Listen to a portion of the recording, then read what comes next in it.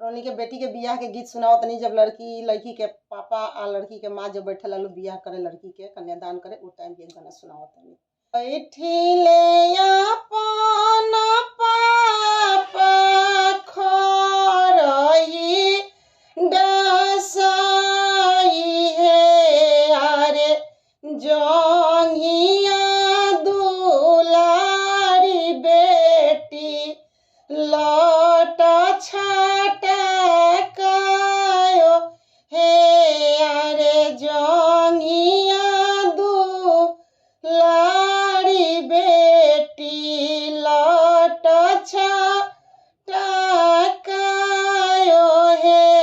आरे तनिए सबेनिया डोलाओ कवन दुल्हा मोरा होला गरमी हो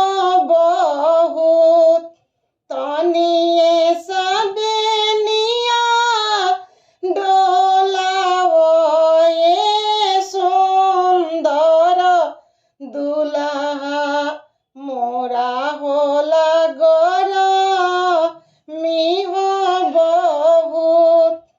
कैसे में बेनिया डोलाई कौन सुभावा बैठल बारू पापा जी के हो जा बैठल बारू चाचा जी के हो जा एतना बचन जब सुने ले हो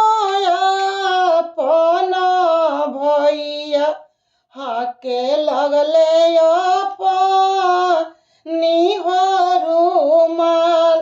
हाके लगले अपनी हो रुमाल एतना बचन जब देखो ले हो कवन दुल्हा उठेले मोरौआ झरा उठेले मोरौआ झरा राख राख सारा अपनी हो बहिनिया हम करम दोष रह बिया हम करम दोष रह बिया एतना बचन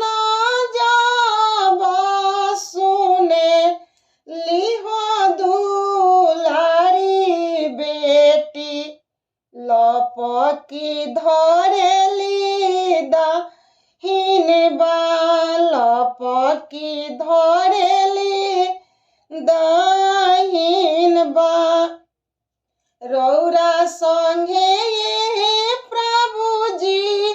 जोगिनी है हम बनब रौरा बनम जोगिया हे हमार रौरा बनम जोगिया हे हमार एही रे सिंदूरवा कारणे पापा जी है भी कोइनी भैया भैले तप सिहे भिखार भैया भैले तप सिहे भिखार। लगल होके तो कमेंट करें, शेयर करें, सब्सक्राइब जरूर करें।